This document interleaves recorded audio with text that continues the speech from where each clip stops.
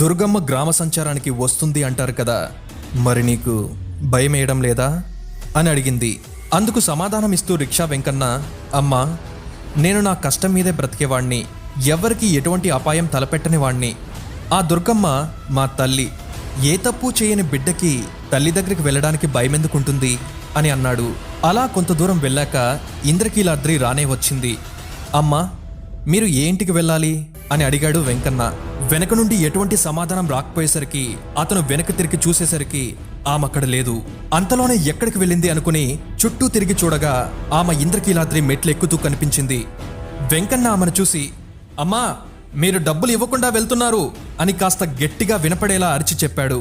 అప్పుడామా, నీ తలపాగాలో పెట్టాను, చూసుకో నాయనా అని చెప్తుంది. తలపాగాలో ఎలా పెట్టింది? నాకు ఎటువంటి స్పర్శ కూడా లేదే అని రిక్షా వెంకన్న తలపాగా విప్పి చూశాడు. అందులో 10 రూపాయల నోటు, ఒక